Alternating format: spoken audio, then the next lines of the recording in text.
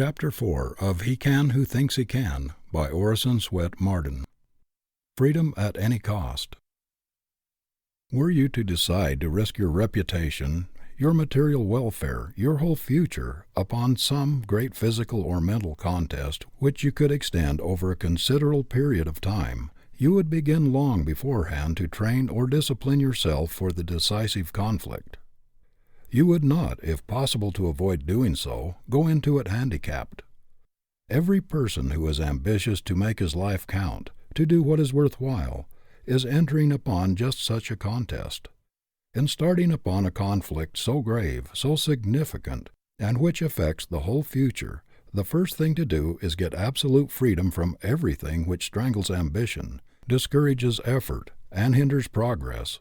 Freedom from everything which saps vitality, enslaves the faculties, and wastes energy. To remove every obstruction from the way and leave a clear path to one's goal.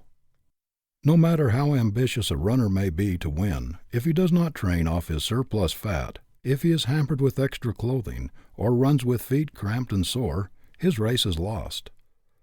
The trouble with most of us is that while ambitious to succeed, we do not put ourselves in a condition to win. We do not cut the cords which bind us, or try to get rid of the entanglements and obstructions that hinder us. We trust too much to luck. To eliminate everything that can possibly retard us, to get into as harmonious an environment as possible, is the first preparation for a successful career. There are tens of thousands of people who have ability and inclination to rise out of mediocrity, and to do something worthwhile in the world, but who never do so because they cannot break the chains that bind their movements.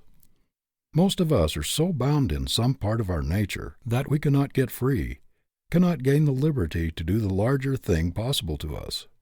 We go through life doing the smaller, the meaner, when the larger, the grander would be possible could we get rid of the things that handicap us. Every normal man has a reserve power within him, a mighty coil of force and purpose, which would enable him to make his life strong and complete, were he free to express the largest and the best things in him, were he not fettered by some bond, physical or moral. You can tie a strong horse with a very small cord, and he cannot show his greatest speed or strength till he is free. On every hand we see people with splendid ability tied down by some apparently insignificant thing which handicaps all their movements. They cannot go ahead until they are free. A giant would be a weakling if he were confined to so small a space that he did not have room to exert himself with freedom. The majority of people live in a cramped and uncongenial environment, in an atmosphere which dampens enthusiasm, discourages ambition and effort, scatters energy and wastes time. They have not the courage or stamina to cut the shackles that bind them, to throw away all crutches and props, and to rely on themselves to get into an environment where they can do what they desire. Their ambition finally dies through discouragement and inaction. I recall the case of a youth with artistic talent who let precious years go by, drifting by accident from one vocation to another, without encouraging this God-given ability or making any great effort to get rid of the little things which stood in the way of a great career, although he was always haunted by a longing for it. He was conscientious in his everyday work, but his heart was never in it. His artistic nature yearned for expression, to get away from the work against which every faculty protested, and to go abroad and study. But he was poor, and although his work was drudgery, and his whole soul loathed it, he was afraid of the hardships and the obstacles he would have to encounter if he answered the call that ran in his blood. He kept resolving to break away and to follow the promptings of his ambition. But he also kept waiting and waiting for a more favorable opportunity, until, after a number of years, he found other things crowding into his life. His longing for art became fainter and fainter. The call was less and less imperative. Now he rarely speaks of his early aspirations, for his ambition is practically dead. Those who know him feel that something grand and sacred has gone out of him, and that, although he has been industrious and honest, he has never expressed the real meaning in his life, the highest thing in him. I know a woman who in her youth and early womanhood had marked musical ability, a voice rich, powerful, sympathetic. She had also a beautiful face and a magnetic personality. Nature had been very generous to her, and she longed to express her remarkable powers, but she was in a most discouraging environment. Her family did not understand or sympathize with her ambition, and she finally became accustomed to her shackles and, like a prisoner, ceased to struggle for freedom. A songstress of international fame who heard her voice said that she had it in her to make one of the world's greatest singers. But she yielded to the wishes of her parents and the fascinations of society until the ambition gradually died out of her life. She says that the dying of this great passion was indescribably painful. She settled down to the duties of a wife, but has never been really happy, and has always carried in her face an absent, faraway look of disappointment. Her unused talent was a great loss to the world, and a loss indescribable to herself. She drags out a dissatisfied existence, always regretting the past, and vainly wishing that instead of letting her ambition die, she had struggled to realize it. Timidity also hinders freedom. Thousands of able young men and women in this country are ambitious to make the most of themselves, but are completely fettered or held back by an abnormal timidity, a lack of self-faith. They feel great unused powers within, struggling for expression, but dread that they may fail. The fear of being thought forward or egotistical seals their lips, palsies their hands, and drives their ambition back upon itself to die of inaction. They do not dare to give up a certainty for an uncertainty. They are afraid to push ahead. They wait and wait, hoping that some mysterious power may liberate them and give them confidence and hope. Many people are imprisoned by ignorance. They never reach the freedom which education gives. Their mental powers are never unlocked. They have not the grit to struggle for emancipation, the stamina to make up for the lack of early training. They think they are too old to begin. The price of freedom seems too high to pay at their time of life, and so they plod upon a low plane when they could have gained the heights where superiority dwells. Others are so bound by the fetters of prejudice and superstition that their lives are narrow and mean. These are the most hopeless of all. They are so blinded that they do not even know they are not free, but they think other people are in prison. If you would attain that largeness of life, that fullness of self-expression which expands all the faculties, you must get freedom at any cost. Nothing will compensate you for stifling the best thing in you. Bring it out at any sacrifice. It often takes a great deal of friction, of suffering, of struggling with obstacles and misfortunes, before the true strength of one's character is brought out. The diamond could never reveal its depths of brilliancy and beauty but for the friction of the stone which grinds its facets, polishes it, and lets in the light which discloses its hidden wealth. This is the price of its liberation from darkness. Ask the majority of men and women who have done great things in the world to what they owe their strength, their breadth of mind, and the diversity of experience which has enriched their lives. They will tell you that these are the fruits of struggle, that they acquired their finest discipline, their best character drill, in the effort to escape from uncongenial environment, to break the bonds which enslaved them, to obtain an education, to get away from poverty, to carry out some cherished plan, to reach their ideal, whatever it was. The efforts we are obliged to make to free ourselves from the bonds of poverty or heredity, of passion or prejudice, whatever it is that holds us back from our heart's desire, call to our aid spiritual and physical resources which would have remained forever unused, perhaps undiscovered, but for the necessity thrust upon us. Unsatisfied longings and stifled ambitions eat away at the very heart of desire. They sap strength of character, destroy hope, and blot out ideals. They play havoc with the lives of men and women. They make them mere shells, empty promises of what they might have been. I do not believe that anybody in any circumstances can be happy until he expresses that which God has made to dominate in his life, until he has given vent to that grand passion which speaks loudest in his nature, until he has made the best use of that gift which was intended to take precedence of all his other powers. No man can live a half-life when he has genuinely learned that it is a half-life, said Philip Brooks. After we have gained a glimpse of a life higher and better than we have been living, We must either break the bonds that bind us and struggle towards the attainment of that which we see, or development will cease and deterioration set in. Even the longing to reach an ideal will soon die out if no effort is made to satisfy it.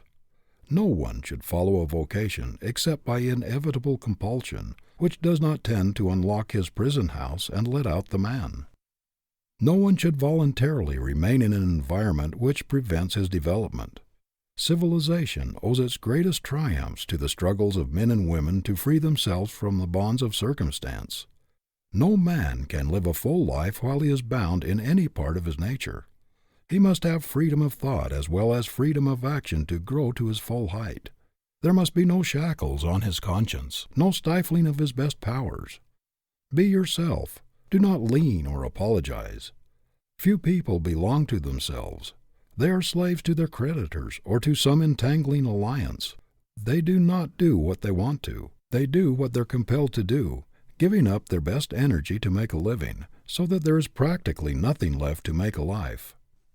There are plenty of men today working for others who really have more ability than their employers, but who have been so enslaved, so entangled and faculty bound by debt or unfortunate alliances that they have not been able to get the freedom to express their ability. Can anything compensate a promising young man for the loss of his freedom of action, his liberty of speech and conviction? Can any money pay him for cringing and crawling, sneaking and apologizing throughout his life, when it is within his power to hold up his head and without wincing look at the world squarely in the face? Never put yourself in a position, no matter what the inducement, whether a big salary or other financial reward, or the promise of position or influence, where you cannot act the part of a man. Let no consideration tie your tongue or purchase your opinion. Regard your independence as your inalienable right, with which you will never part for any consideration. One talent with freedom is infinitely better than genius tied up and entangled so that it must do everything at a disadvantage. Of what use is a giant intellect so restrained and hampered that it can only do a pygmy's work? To make the most of ourselves, we must cut off whatever drains vitality, physical or moral, and stop all the waste of life. We must cut off everything which causes friction, which tends to weaken effort, lower the ideals, and drag down the life standards. Everything which tends to kill the ambition and to make us satisfied with mediocrity. Multitudes of people enslaved by bad physical habits are unable to get their best selves into their work. They are kept back by a leakage of energy and vital force resulting from bad habits and dissipation. Some are hindered by peculiarities of disposition, by stubbornness, slovenliness, meanness, revengefulness, jealousy, or envy. These are all handicaps. Others go through life galled by their chains, but without making any serious, continuous effort to emancipate themselves. Like the elephants or other wild animals changed in the menageries, at first they rebel at their loss of freedom and try hard to break away, but gradually they become accustomed to slavery and take it for granted that it is a necessary part of their existence. Then again, there are entanglements which retard the progress and nullify the efforts of many businessmen, such as debt, bad partners, or unfortunate social alliances. Comparatively few men belong to themselves or are really free. They go the way they are pushed. They waste a large part of their energy on that which does not really count in the main issue of life, spend their lives paying for a dead horse, clearing up old debts that came from bad judgment, blunders, or foolish endorsements. Instead of putting on speed and gaining on life's road, they are always trying to make up for lost time. They are always in the rear, never in the vanguard of their possibilities. An ambitious young man, anxious to do what is right, and eager to make a place for himself in the world, entangles himself in complications that thwart his life purpose and cripple all his efforts, so that no matter how hard he struggles, he is never able to get beyond mediocrity. Hopelessly in debt, with a family to support, he cannot take advantage of the great opportunities about him as he could if he were free. If he had not risked his little savings and tied up his future earnings for years ahead. His great ambition only mocks him, for he cannot satisfy it. He is tied hand and foot. Like a caged eagle, no matter how high he might soar into the ether, he must stop when he strikes the bars. The man who trusts everybody is constantly crippling himself by entangling alliances. He endorses notes, loans money, helps everybody out, and usually gets left. He ties up his productive ability and hampers his work by his poor judgment or lack of business sense. A most estimable man of my acquaintance was ruined financially by endorsements and loans which would have been foolish even for a boy of 15. For many years it took every dollar he could spare from the absolute necessities of his family to pay these obligations. Our judgment was intended to preside over our mental faculties and to help us discriminate between the wise and the foolish. That man wins who keeps a level head and uses sound judgment in every transaction. Whatever you do, do not get involved. Make it a life rule to keep yourself clean and clear, with everything safeguarded. Before you go into anything of importance, think it through to the end. Make reasonably sure that you know where you are coming out. Do not risk a competence, or your home and your little savings in the hope of getting something for nothing. Do not be carried away by the reports of those who in some venture have made a great deal on a little money. Where one makes, 100 lose. There is no greater delusion in the world than thinking that by putting out a little flyer here and there, you can make a few hundreds or a few thousands.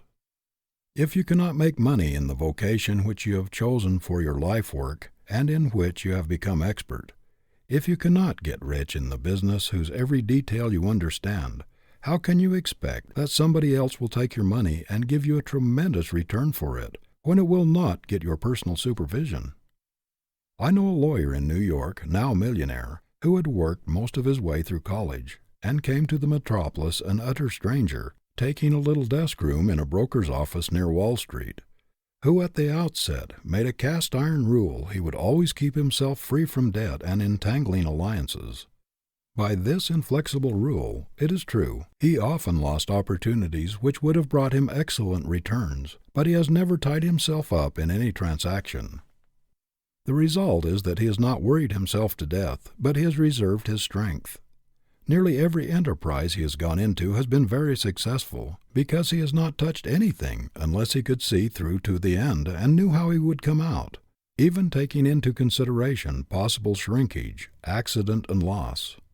In this way, although he has never made any very brilliant strides or lucky hits, he has not gone up by leaps and bounds, he has never had to undo what he has done, and has always kept in a secure position.